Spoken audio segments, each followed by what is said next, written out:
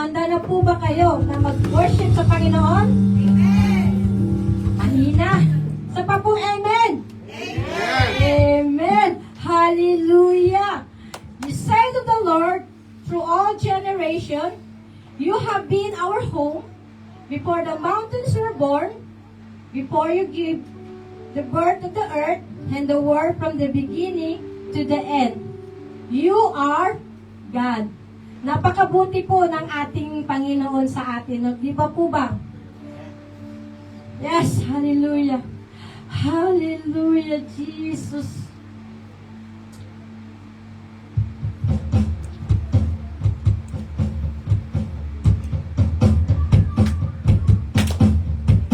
Amen.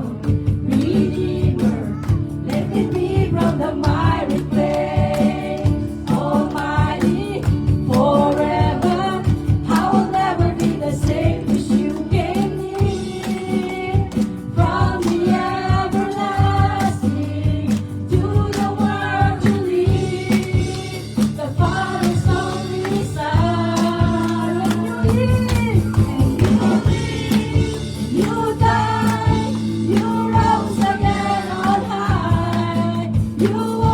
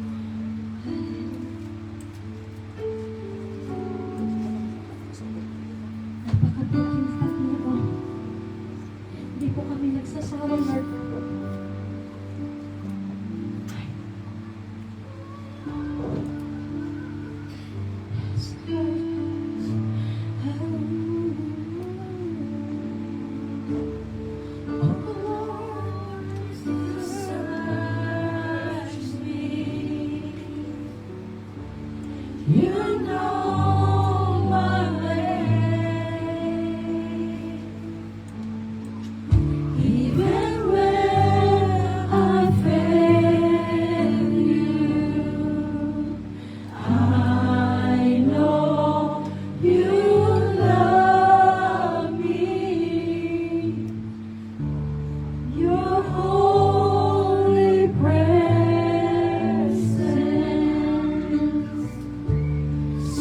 surrounding me in every season. I know you love me. I know you love me. At the cross I bow my knee, where your blood was shed for me.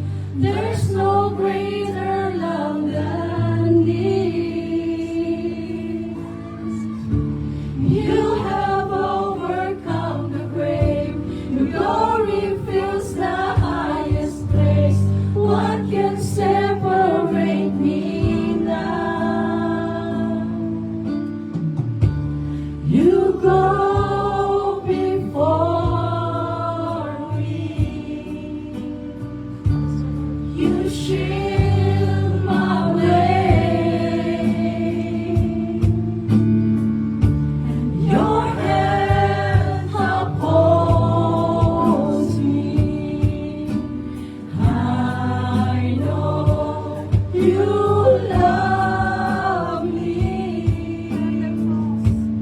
At the cross I bow my knee, where your blood was shed for me.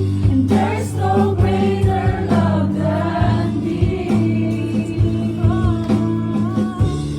You have overcome the grave. Your glory fills the highest place. What can separate me now? You are the way. You made a way. When you said that it is done, you turned away and you made a way. When you said that it is done,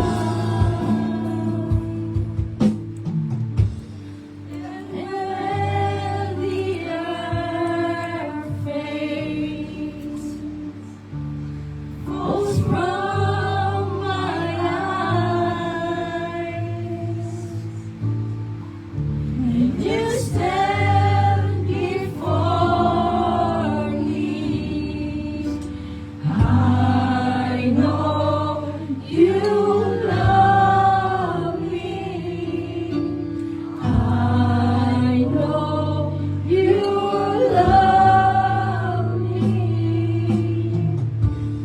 At the cross I bow my knee, where your blood was shed for me.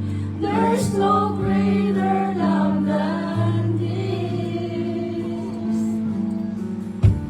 You have overcome the grave. Your glory fills the highest place.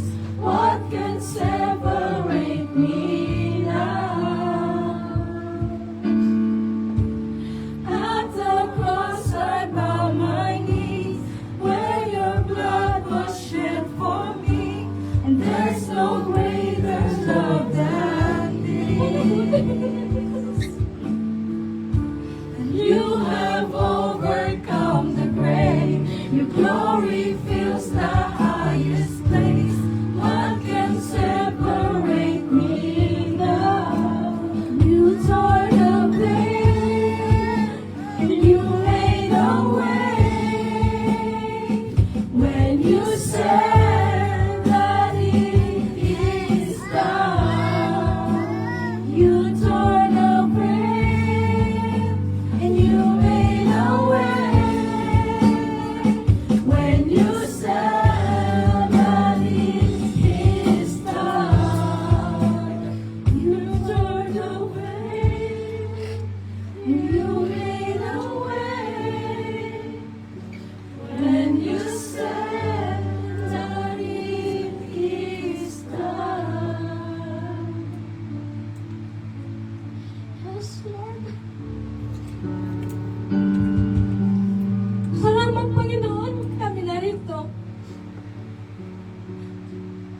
Sigaw niyo po kapatid na kasama po si Lord. Lord! Kasama ka namin sa oras na ito. Nandito ka sa aming puso, Panginoon. Hallelujah. Hallelujah, Jesus, Jesus. Hallelujah, yes, Jesus. Jesus, Jesus.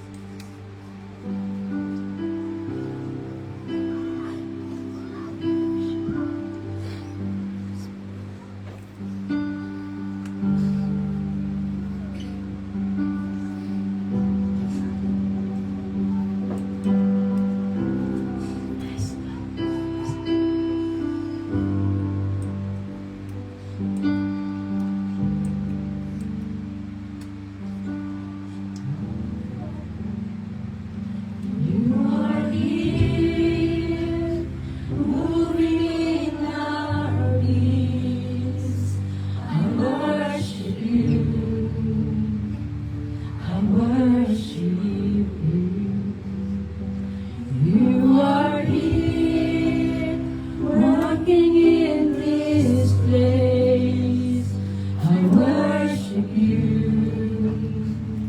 I worship you. Moving in our midst. I worship you. I worship you. You are here, walking in this place. I worship you. I worship you. You are waymaker, miracle worker, promise keeper, light in the darkness. My God, that is who you are.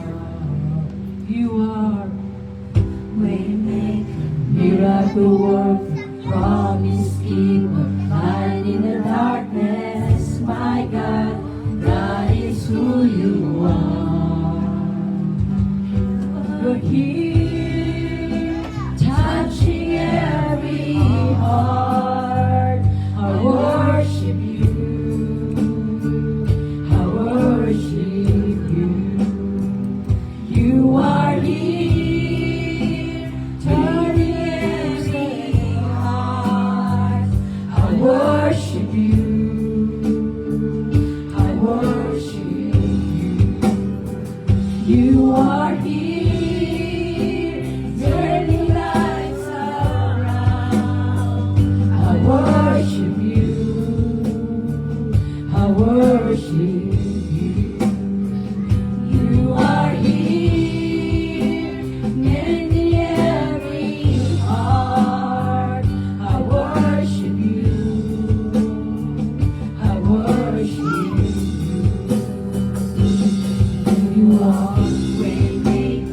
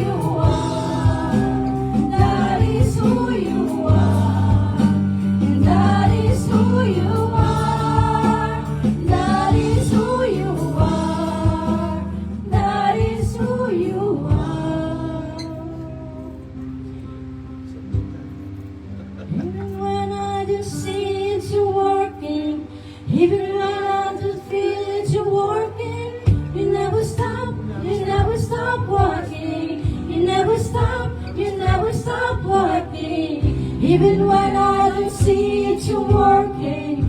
Even when I don't feel it, you're working. You never stop working. You never stop working. Even when I don't see it, you're working. Even when I don't feel it, you're working. You never stop working. You never stop working. Even when I don't see it, you're working. Even when I don't feel it, you're working. You never stop working. You never stop working. Waymaker, miracle worker, promise keeper, light in the darkness. My God, that is who you are. You are waymaker, miracle worker, promise keeper, light in the darkness. My God, that is who you are. Yes, Lord God. Lord, that is who you are. Surrender na po lahat ang mga problema natin lahat kay Lord. Kausapin po natin ang ating Panginoon. Ano man po ang ating nararamdaman sa oras na ito, bigay niyo ko pa, Lord. Yes. That is who you are. That is who you are. That is who you are. That is who you are. Even when I don't see it, you're working. Even when I don't see it, you're working. You never stop working. You never stop working. Even when I don't see it, you're working. Even when I don't feel it, you're working. You never stop working. You never stop working. Even when I don't see it, you're working. Even when I don't feel it, you're working. You never stop working. You never stop working. Huwag ka na matakot, Panginoon. Even when I don't feel it, you're working. You never stop working. Huwag kayong mag-alala na kahit anong kadami ng ating problema. Kasi kasama natin ang Lord. Yes, you declare it. Even when I don't see it, you're working. You never stop working. You never stop working. Even when I don't see it, you're working. Even when I don't feel it, you're working. You never stop working. You never stop working. Yes, hallelujah. In Jesus' name we pray. Amen. Hallelujah. Tayo po ay magtamayan at kumustahin po ang ating mga kapatid sa oras na ito.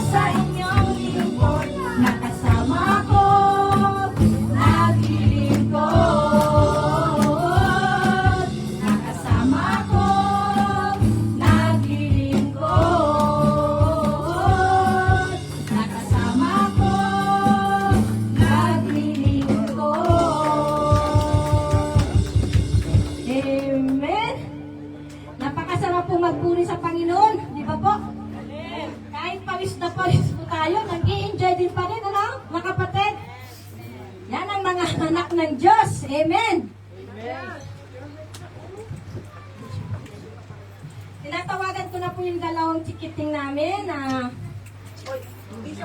declare ng vision ng LWBC. Carlo and Harley, where are you? Asan na yung dalawang tikiting natin?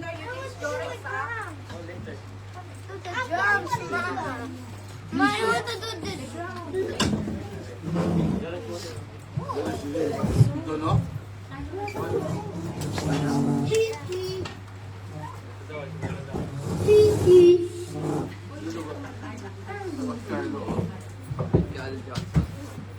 Good morning, everyone. Good morning, everyone. Joe, sana yung guys. Please stand up. We do our vision.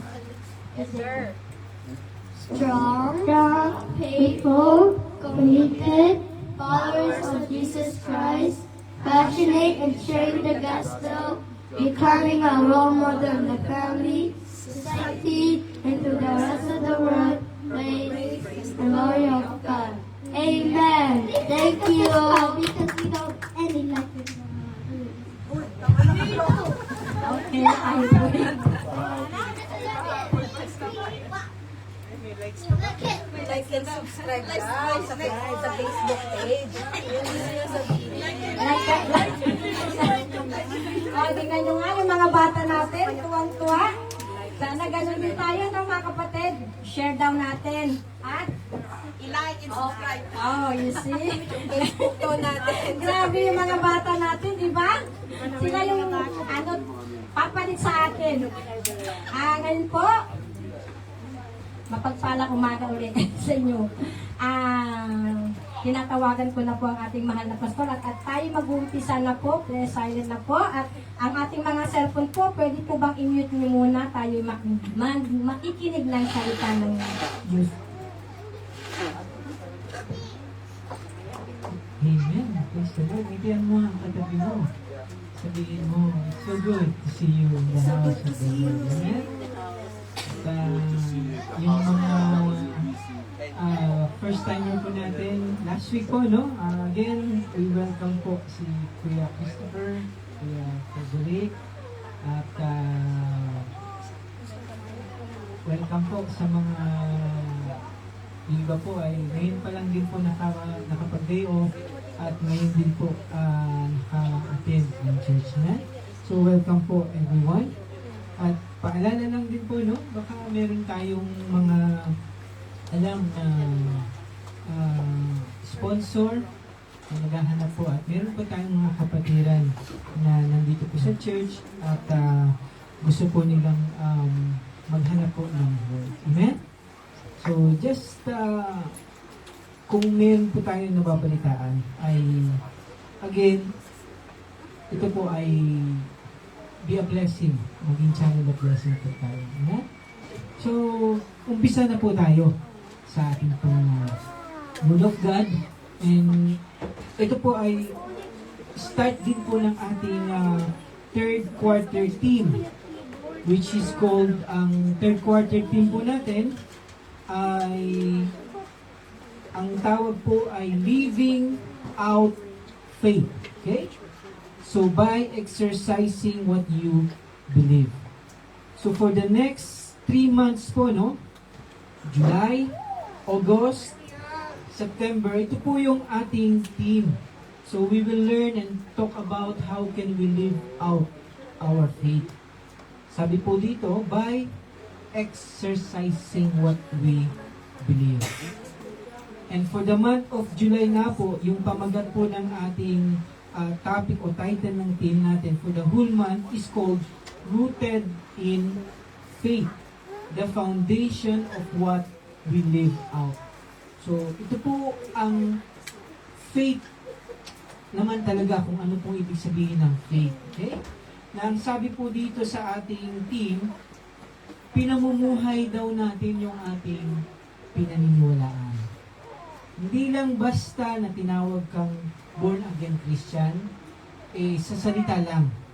Dapat po, dahil meron kang faith, nakikita ito talaga. Pinamumuhay ito talaga.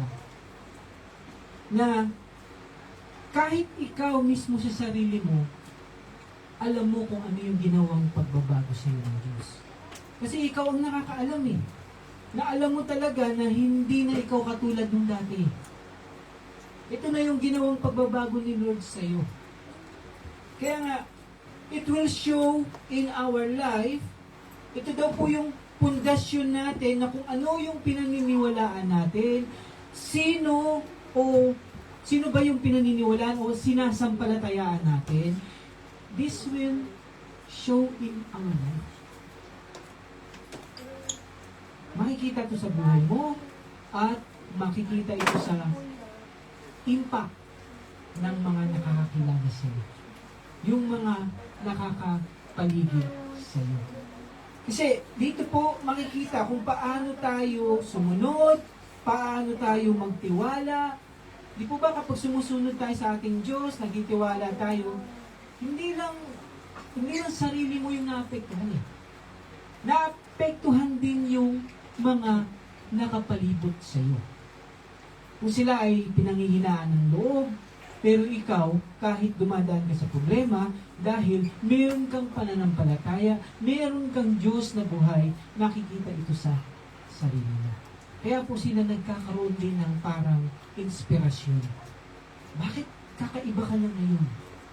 Bakit hindi ka na katulad ng dati na nakilala ko na alam ko na hinang-hina ka. Pero ngayon iba yung lakas na nakikita ko sa'yo. So, ito po yung ating pag-aaralan na as we go along dito po sa ating team, no, for the next 3 months, I pray na talaga po makita natin o maunawaan natin ano ba yung pananampalataya niya.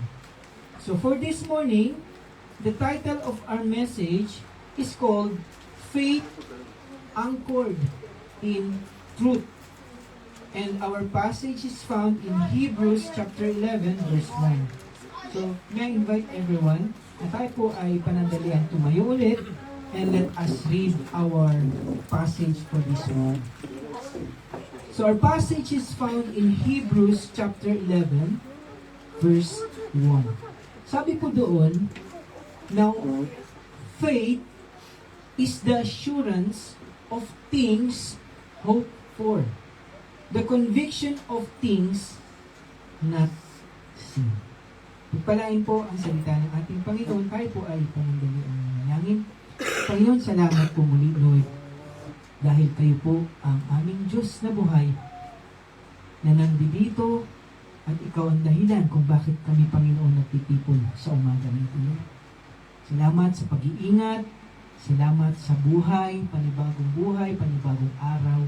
Salamat sa katapatan niyo, sa pagmamahal. Salamat po, Panginoon, dahil kahit kami, Panginoon, ay napakadaming pagkukulang, kasalanan na ginagawa, ay hindi ka pa po, Panginoon, tapos sa amin. Patuloy niyo pa po kami inaayos, ginagabayan, iniingatan. Salamat sa mga bata, Lord, sa bagong buhay, sa mga kapatiran, Lord, na mayroong bagong baby. Thank you, O God. Even po, Lord, sa aming mga kapatid, Lord, na salamat dahil nagkaroon sila ng time na makapunta ngayon at nabigyan sila ng day off, Lord, na kanilang mga we honor you, we magnify your name. Turuan niyo po kami sa inyo pong salita. Help us, Lord, na ma-i-apply po namin lahat ng aming mapag-aaralan sa aming pong buhay. Bless niyo po ang aming salita. Bless niyo po ang aming online viewers. We give you praise, we give you glory. Ito po ang aming dalangin. In Jesus' name we pray, everybody say, Amen.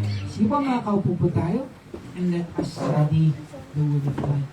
So sabi po sa binasa natin, if we are to ask, what is faith? Ano po daw ba ang faith? Okay? So dito po sa passage natin, sabi doon, faith is the assurance of things hoped for.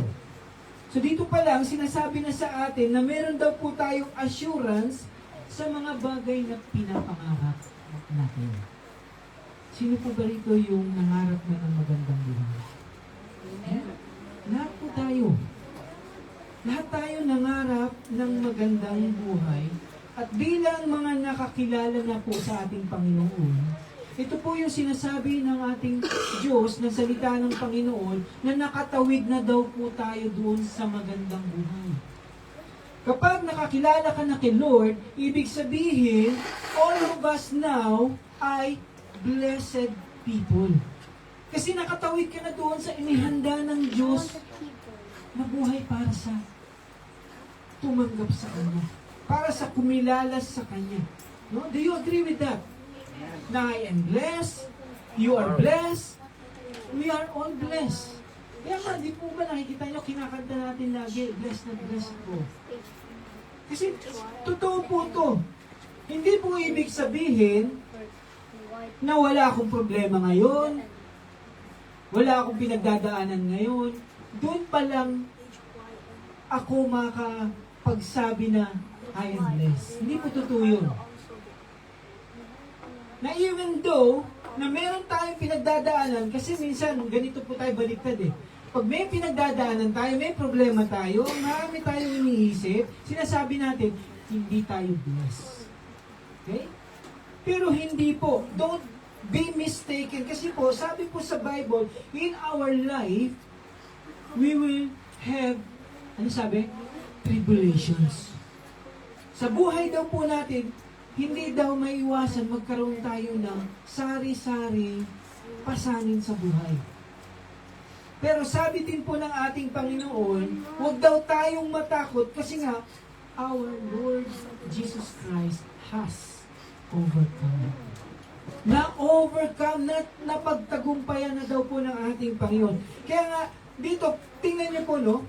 We will experience troubles, trials, different kinds of problems. Pero ang tanong, kasama mo ba ang Diyos?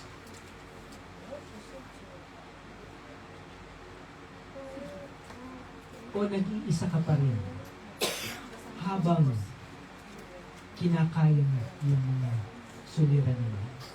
Ito po yung difference eh. This makes a whole lot of difference kung nasa Panginoon na daw po tayo kumpara sa wala pa. Are you a believer of God or not yet? Kasi dito po umiikot yung malaking issue ng ating faith. Okay? Ito po yung ibig sabihin ng faith. Lipat ka na from darkness into light. Now, whatever happens from you, from the moment na tinanggap mo ang Diyos sa buhay mo, up until the future, ito po yung inumpisahan na ng faith sa iyo. Ito po yung ibig sabihin dito na the moment you believe God, up until na makita mo na siya, araw-araw daw po kasama na natin siya. Kasi nga, yun yung assurance ng faith. Kasama mo na ang Diyos sa buhay mo. Kasi tingnan niyo po, ang sabi sa passage, you have the conviction of things not yet seen. That's why faith is the day you surrendered your life up until the day He takes you home. Ito po yung ibig sabihin na you have already assurance. Hindi natin, kaya nga di po ba, conviction eh. Di ba sabi sa Bible, makikita natin, the righteous one shall live by faith, the just shall live by faith. Ito po yung sabi sa Hebrews 10, before our passage sa Hebrews 11. Kaya po, walang Christianity without faith. Okay? Dito tayo nag-umpisa. We are saved because of faith. Kaya nga, there is no relationship with God kung wala kang faith. Yung pagpunta pa lang natin dito, it takes faith already. Okay? Kasi sabi po sa chapter 11, kapag binasa po natin sa verse 6, sabi po doon, that without faith, it is impossible to please God. Amen? So, we live to please God in our lives. Dito na daw umiikot yung buhay natin. Kung napapasaya ko ba ang Diyos? And that is the most important question na kailangan sinasagot natin araw-araw sa ating buhay. Napapasaya ko ba ang Diyos? And I pray our answer is always yes. Ibig sabihin, we will strive. Pero kailangan pilitin daw natin, we make it to the point that our life is pleasing to the Lord. Kasi yan yung product ng faith eh. At ang faith po, regalo ito sa atin ng Diyos. Tingnan niyo po, no, naalala ko po nung last, if I'm not mistaken, Friday po ba? Friday night? Di ba? Pupunta rito yung kabataan, mga kabataan natin sa church. They sacrifice their time. Tingnan niyo po, no, sa murang isip nila, they sacrifice their time, their skill, binibigay nila sa ating Panginoon sa murang edad. Because I believe, I pray na kasi gusto nilang ibigay yung best nila kay Lord. Eh. Kaya yung mga kabataan natin, huwag yung pupunta kayo ng napilitan lang kayo. Baka magalit sa akin si mama, si papa, pag hindi ako mag-practice. I pray hindi po yun. Because we want to give the best to God. Ito po yung sinasabi ng ating passage. And it takes faith to do that. Kaya nga daw yung faith natin must be anchored in truth. Again, what is truth in our life? Kasi faith mo yan eh. Ano po daw po ba yung totoo sa buhay natin? Again, we have to always make a habit to ask questions. Ang sarap magtanong. Kasi mag-iisip ka, ano ba ang magandang sagot o ano ba ang sagot talaga dito. Sabi po dito, what is truth in our life? Ano ba ang totoo sa buhay natin? Kaya nga kung tatanungin natin, sino po ba ang may hawak ng buhay mo? Ikaw ba o ang Diyos?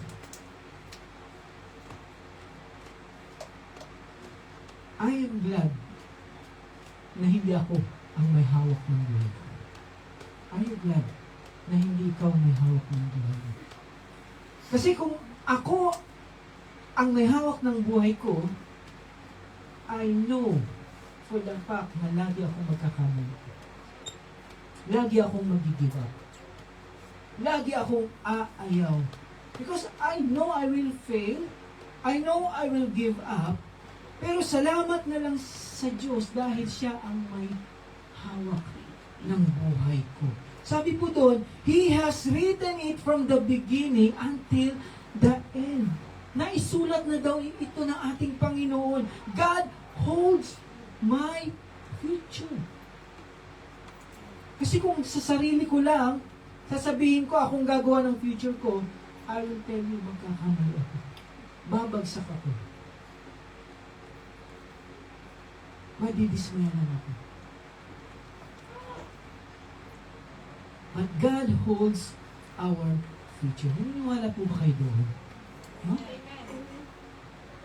Nakita niya kung ano yung beginning at katapusan na mangyayari sa buhay natin. Kaya nga, ang sarap pag-aralan nung faith eh.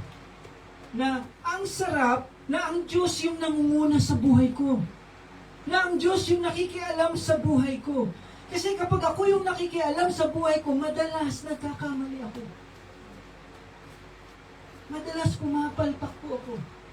Pero, salamat na lang, kasi kung sa sarili lang, ko lang ako aasa, then I will really fail. I will fail miserably. That's why by faith, I want God to always take over. Lord, pakialaman mo ko. Lord, tulungan niyo po ako na huwag magdesisyon ng mali. Lord, gabayan niyo po ako. Kasi many times, lahat po tayo takot kung ano yung magiging bukas.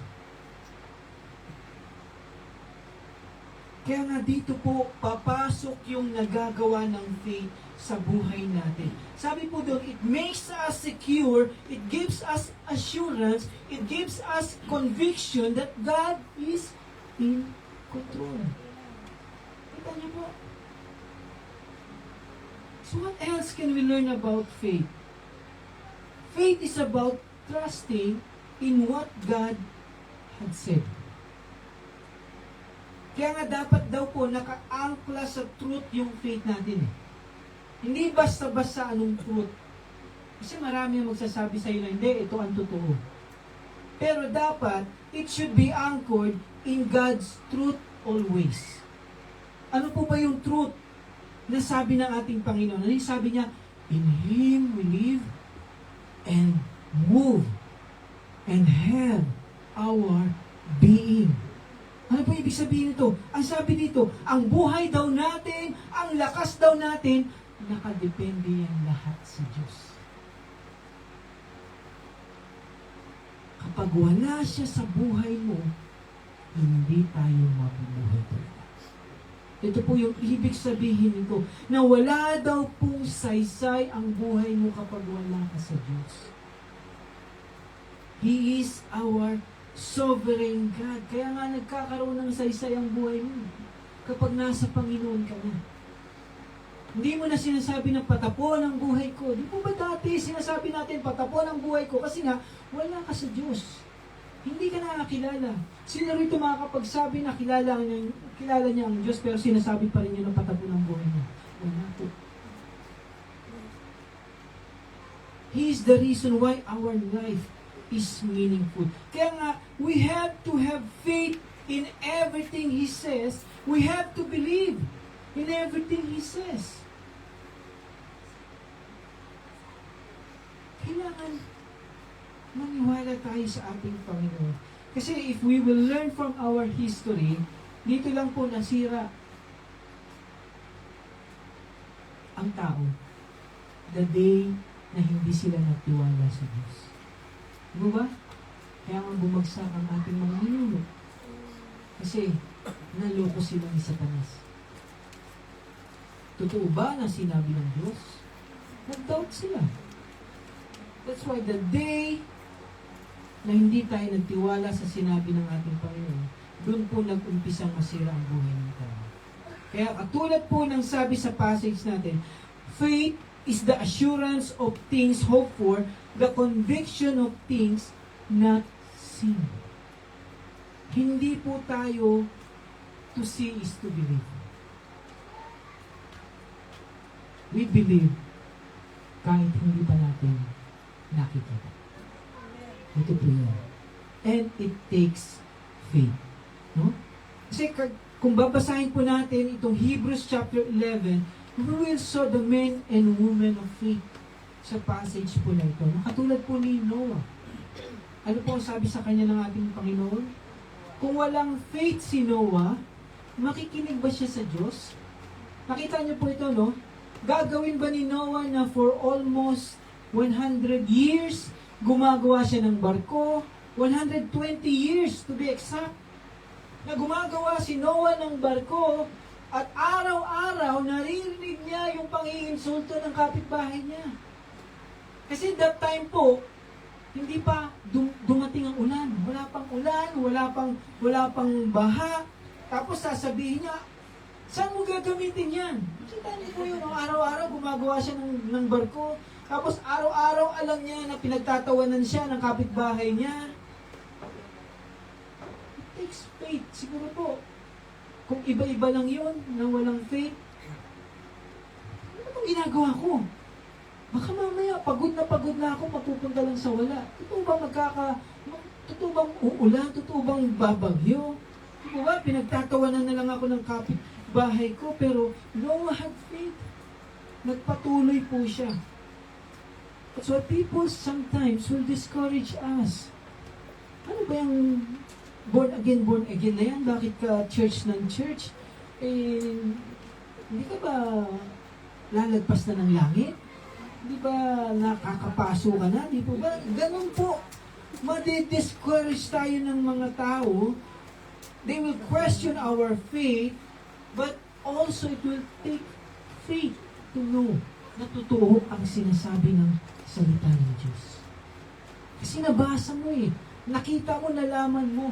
Kaya ngayon, iba na ang pananaw mo sa iyong ginagawa, sa iyong pananampalataya. Kasi nakita mo na sa salita ng Diyos.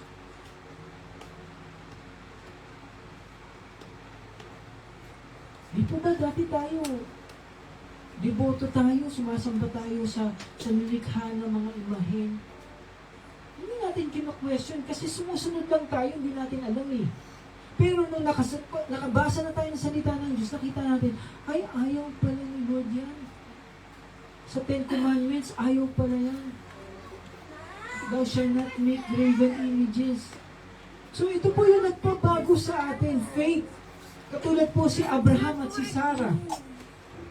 Sino bang maniniwala sa edad nila ay manganganak pa sila? Kaya nga, in a split second, nagpatalo pa rin si Sarah Kaya para bang hindi ata totoo.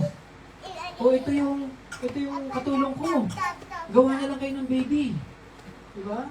Baka yun yung way. Pero yun ang kagandahan kay Lord. Minsan nagkakamali tayo. Nawawala tayo sa focus, pero binabalik niya tayo. Pinapakita niya sa atin na magtiwala ka lang. Okay? And then, sabi pa nga po ng ating Panginoong Diyos, tingnan niyo po ito, no? Nanampalataya ka na magkakaroon ka ng anak, kahit na matanda ka na. So, nung nagkaroon ngayon ng anak, si Sarah, si Abraham, anong sabi ng Panginoon? Ialay mo si Isaac sa akin. Teka, kung wala kang faith, baka, Lord, sorry, ang tagal namin hinintay ito. Baka hindi na kami ulit magkaroon ng anak. Pero, wala pong sinabi si Abraham na gano'n. Sumunod siya. Kasi ang isip niya, kilala ko ang Diyos ko. Kung mamamatay man si Isaac, pwede na buhayin ulit ito. Kita niyo po yung faith na yun? Pero hindi pinatay ng Diyos si Isaac. Nag-provide siya ng sacrifice ng sarili.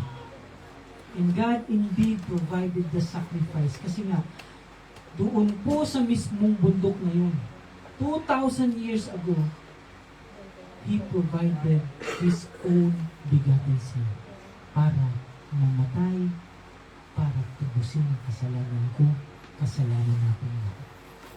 Mount Moriah. Doon po yung nangyari. Yeah? That's why we all need faith. Because we live by faith.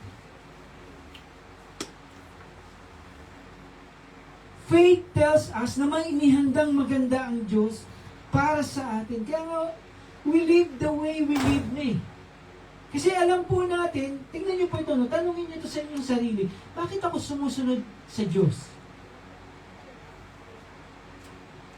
Kasi pwede naman na hindi ka sumunod Kung ayaw mo sa Kanya, hindi ka pipilitin ng Diyos Bakit ako sumusunod sa Kanya? Bakit ako naniniwala sa Kanya? Kasi nga, katulad ng kinanta natin kanina, God is a promise keeper. He is a way maker. Lahat daw ng ginagawa natin sa ating buhay, yung pagsunod natin, yung bakit tayo nandito, naniniwala tayo. Kasi nga, alam mo, kapag ginawa mo yan, ito yung mangyayari sa iyo.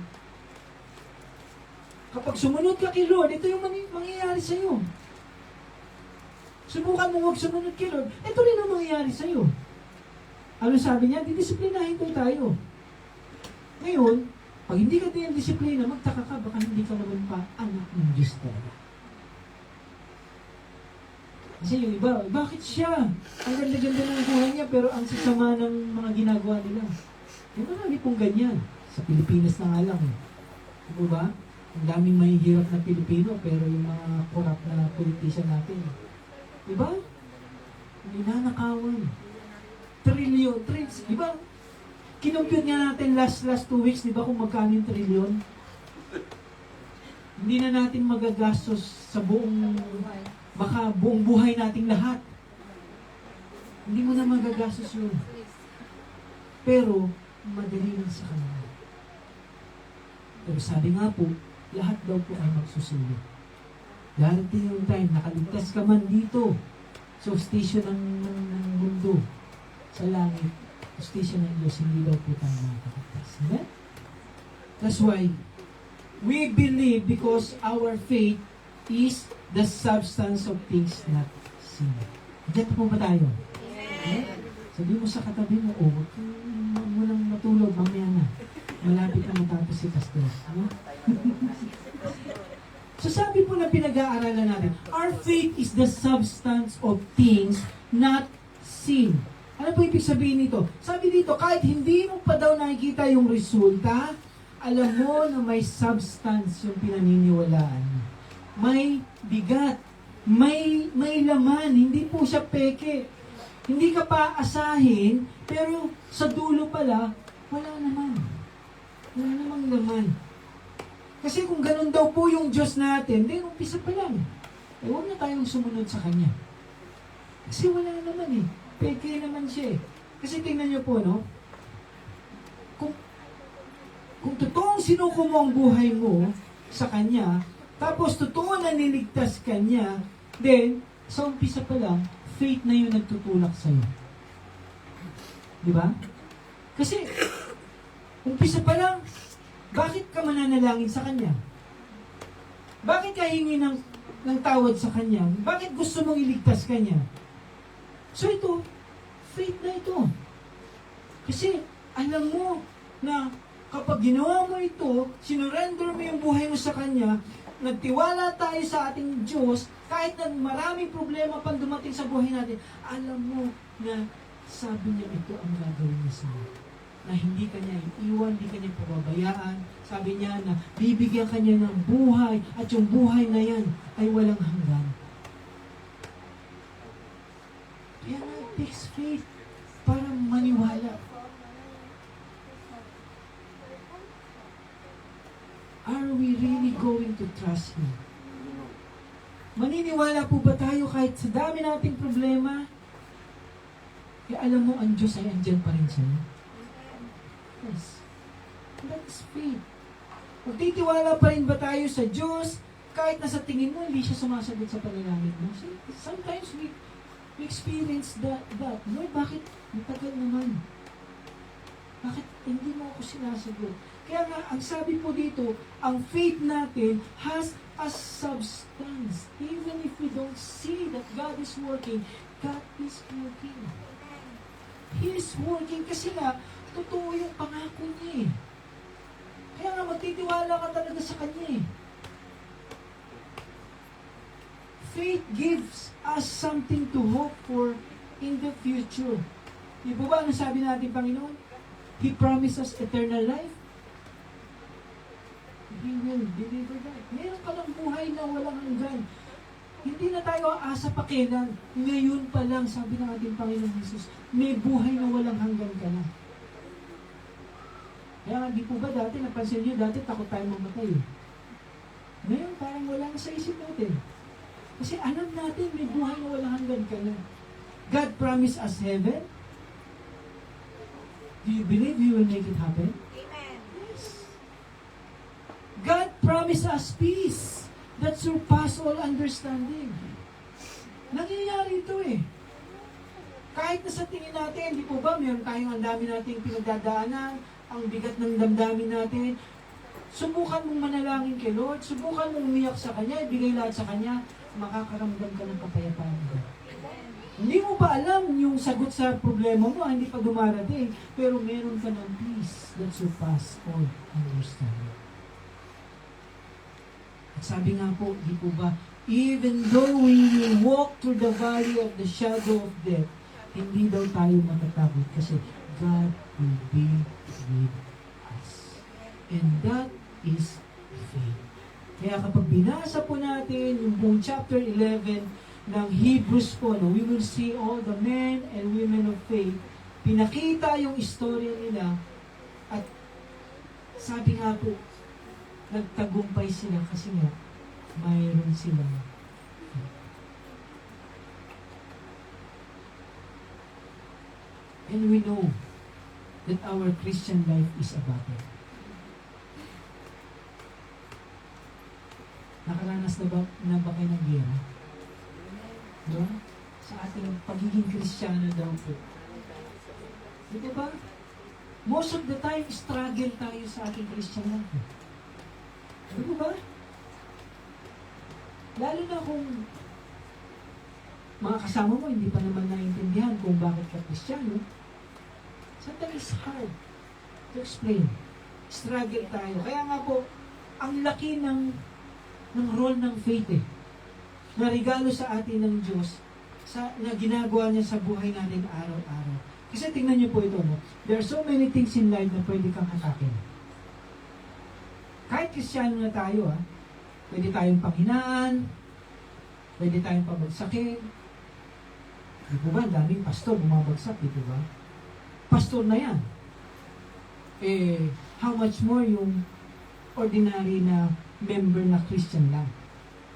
Ganun kasi yung hatak ng kaaway. Gusto niya matalo tayo, bumibab tayo.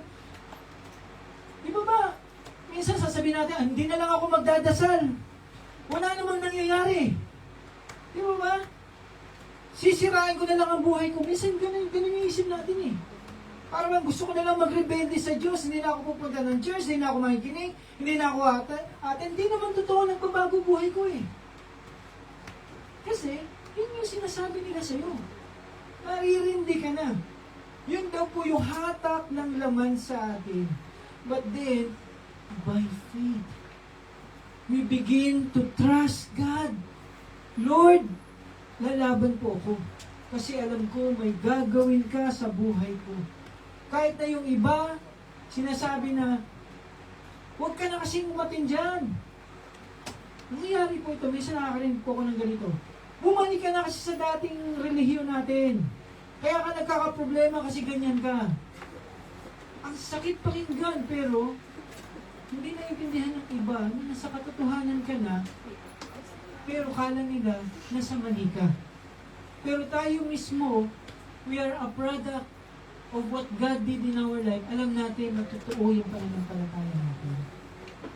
Kaya nga, by faith, we begin to trust God na may gagawin siya sa buhay natin. We learn to obey. We learn to trust Him, to believe sa ano bang sinasabi niya. Nasabi po ng Panginoon, kapag sumunod tayo, makinig tayo, ito ang mangyayari. In every step of the way, na habang binibigay natin yung pananampalataya natin, yung tiwala natin sa Kanya, ito na yung nangyayari sa atin. Kasi alam natin hindi tayo pinababayaan ng Diyos And the more, tingnan niyo po ito, no? The more you trust the Lord, the more your faith grows. Hindi na yung, Lord, pag sinagot mo ito, susunod ako sa iyo. Lord, pag ginawa mo ito, maniniwala ako sa iyo. Hindi na po.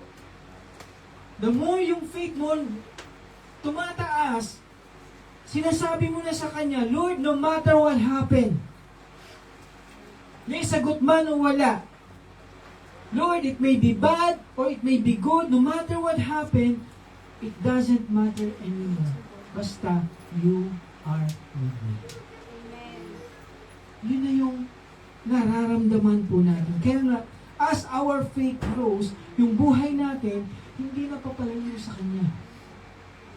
Papalapit na ng papalapit. Actually, ayaw mo nang lumayo Kasi naranasan mo na yung sarili mo na malayo ka sa Diyos Naranasan mo na yung sarili mo kung paano lumapit ka nung lumapit ka sa Diyos. Naramdaman mo yung buhay mo nung nasa Diyos ka. Kaya lagi mo nang sinasabi sa sarili, Lord, ayoko na po mawala ka. hindi ka na palayo, kundi papalapit ka na. Dati okay lang kahit wala ang Diyos sa buhay mo. But now you cannot bear losing God in your life. Nasasabi mo na nga kayo, mawala na ang lahat, Lord, basta hindi ka lang.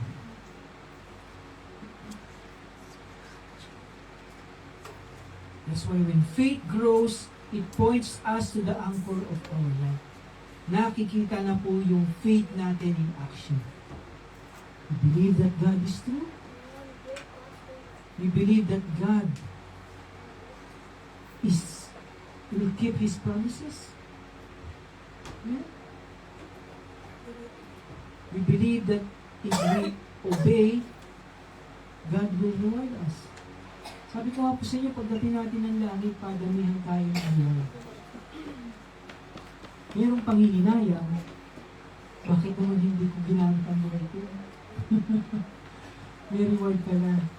Hmm? We believe that we can trust the Lord. Our future is secure kasi nga, sabihin mo sa katabi mo, mahal ka ng Diyos. Iba po ang pagmamahal ng Diyos. Kaya nga secure tayo. And that is our faith. Tayo po lahat ay tumayo. Dadako po tayo sa ating Holy Communion. Ito po ay ginagawa natin every first Sunday of the month. Eh? At again, this is also by faith. Kasi bakit mo gagawin ito? Sabi ng Panginoon, gawin mo yan in remembrance of what I did for you. Teka, sino ba rito yung nabuhay ng 2,000 years ago? Wala naman. Paano mo malalaman na totoo? Eh? Paano malalaman na totoo may Diyos na nag-aalay ng bugtong na anak niya, namatay sa krus ng Kalbaryo, siya ang perfect sacrifice para kung sino daw po ang mananampalataya, tatanggap sa Kanya bilang Panginoon tagapagligtas, siya ay maliligtas. And that takes faith. Yeah? So as we partake in the Holy Communion, let us examine our life before the Lord. Sabi nga po ng ating Panginoon, this is also a time para daw suriin natin yung ating mga sarili. Kung meron tayong ginagawa na hindi ka-aya-aya sa Panginoon, eh, huminto na tayo doon. Hindi natin ang kapatawaran. Sabi ng Panginoon, papatawarin tayo. Lilinisin na tayo. Kung galit ka sa katabi mo, eh, huwag patagalin na. Diba? Kasi yan din ang isa sa pagsusuri eh. Ayaw ng Panginoon na umaharap tayo sa Kanya, pero malayo ang loob natin sa isa't isa. Yeah? It's also a time of forgiveness. Because we want God to forgive us. But why don't we forgive His honor? Yeah? Ang sarap po na meron tayong Diyos na andyan palagi sa atin. We may not have all the answers right away. Pero sabi ng Panginoon, I have hidden you in the palm of my hand. Sa tingin mo, wala kang kakampi, eh, tinikom na nga ng Diyos Ama yung kamay niya, nang hawak-hawak ka, tapos sinigundahan pa ng kamay ng ating Panginoon. Ibig sabihin, kasama mo siya parati. Eh? May problema man tayo, may suliri, ano man daw pong klase. Huwag tayo mawala ng pag-asa. May Diyos tayo na pwedeng lapitan. And one day, lahat ng tanong natin, sasagutin niya ng Panginoon. Siya po ang bahala sa atin. Okay? Taas po natin yung ating ostya o bread. It represents the body of our Lord. Ito po yung biniyubay sa cross ng Kalbaryo. Sabi po sa ating passage, for I received from the Lord what I also delivered to you. That the Lord Jesus, on the night when he was betrayed, took bread, and when he had given thanks, he broke it and said, "This is my body, which is for you. Do this in remembrance of me." Sabay-sabay po natin.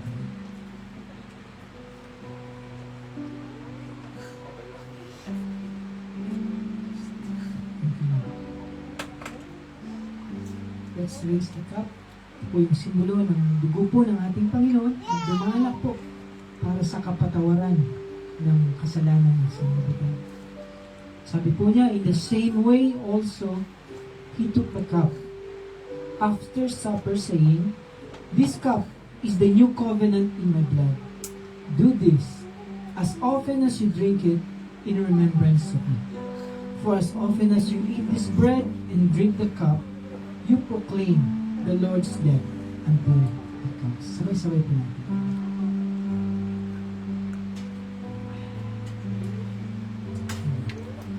Let's pray. Panginoon, salamat po muli, Lord, sa Holy Communion na ginawa po, Lord, ng inyong pong mga anak po, God, dito po sa NWBC Macau. As we have partaken, Lord, this ordinance, we remember your sacrifices on the cross of Calvary. Na kahit po, Panginoon, hindi kami karapat-dapat, ibinigyan niyo po kami ng panibagong pag-asa, panibagong buhay, Lord. Nung kami po ay tumanggap sa inyo bilang Panginoon at Diyos ng aming buhay. Minsan po, Lord, I pray, Lord, for blessing, Lord, upon your people. Blessing, Lord, upon their loved ones, O God. Tumanay nandito, nasa Pilipinas, o kahit sa lugar, Panginoon, abutin niyo po sila ng iyong mapagpalang kamay. Lord, even po, Lord, ang desire ng puso po ng bawat isa, ikaw po nakaalam, Lord, ng lahat ng ito, Panginoon. Wala kaming magagawa kundi isuko po ang lahat ng ito sa inyo, Panginoon. Answer the prayers of your people, O God. Ito man po ay kagalingan, sakit, sa karamdaman. Ito man po, Lord, ay kapatawaran, unawaan sa family. Ito man po, Panginoon, ay financial needs, provision sa mga pangailangan, O God. And even po, trabaho, O Lord. Lord, wala kaming magagawa kundi ang lumapit sa inyo at ihingi ang lahat ng ito, Panginoon. But in everything, Lord, let your will be done in our lives. Lord, bless our online viewers. Thank you, Lord, sa mga kapatiran na kasama namin ngayon. Even po, Lord, yung mga nasa trabaho, si Daddy, Panginoon, Lord, mga iba pa po namin kapatiran na wala po dito, samahan niyo po sila, Panginoon, sa kanilang lugar. Minsan pa po, we honor you. Bless, Lord, our country. Bless the Filipino people, Panginoon.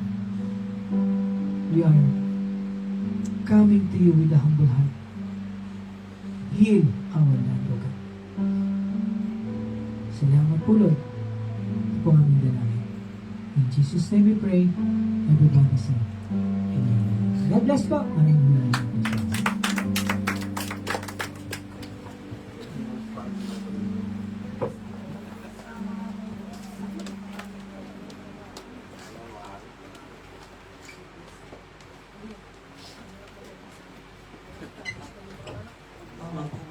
Amen. Ngayon po, dadako po tayo sa tithes and offering. Tinatawagan ko po si Sis Landa.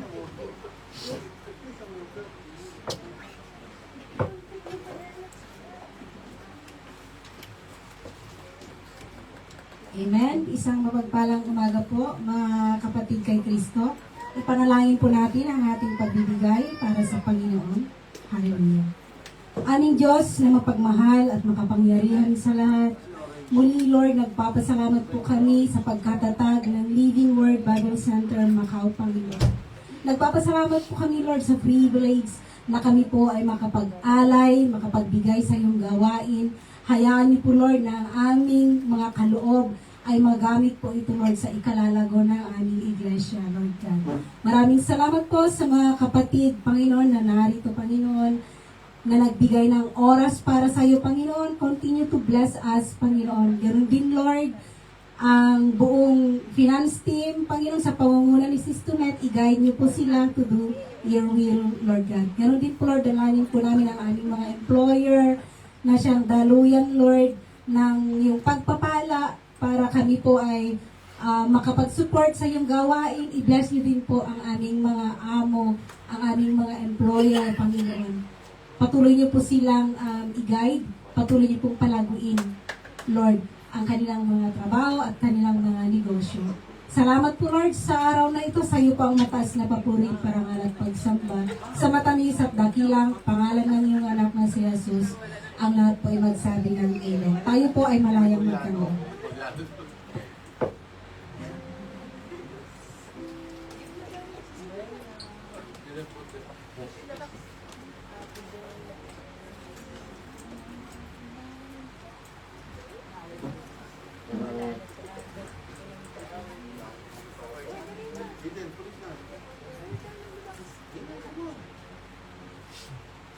Ulitin daw natin yung magbigay ng may gamot.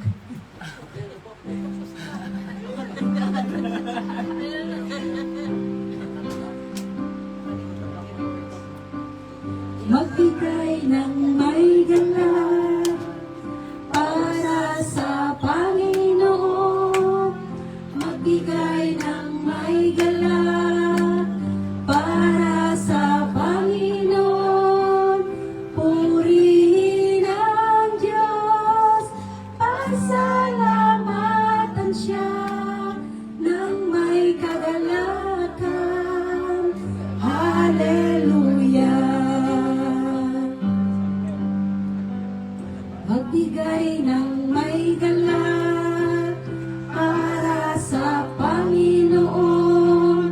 Magbigay ng may galak para sa Panginoon. Purihin ang Diyos, pasalamatan siya ng may kagalakan. Hallelujah. Hallelujah.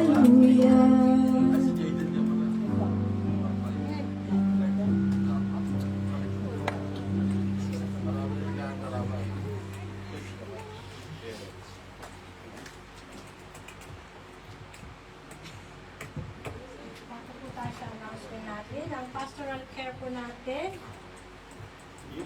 ang food committees at saka yung food for servant. Yung mga cleaner po ngayon, maglilinis po kayo kahit wala po tayong food. And then worship service po, Sunday, 10 a.m. ang tison po by Sis Landa. 10:30 a.m. ang worship service po natin and 2 p.m. worship, Timber Hill Shop po. And 3 p.m. prayer meeting po sa bahay namin. Invite po kayo kung may time po kayo sa this afternoon 3 o'clock at ang mga birthday celebrant po natin, Sister Mary Jean, Brother Jeremy, and Sister Gisette as Sister Chairman po, ating mahal na Chairman. Yan po ang may birthday celebrant ng July. Kaya, Chairman, alam na this. Baka naman, ha? And, tayo po ay dadako na po sa closing prayer po natin. Tinatawagan ko po ang ating mahal na pastor para i-close po ang ating gawain. Amen. Sige po tayo po lahat ay tumayo and let us end our service in the day. Hawakan mo nga yung katabi mo.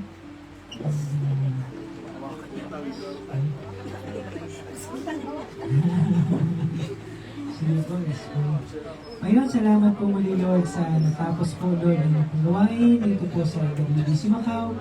Thank you Lord sa mensahe niyo po na binigay sa amin about faith.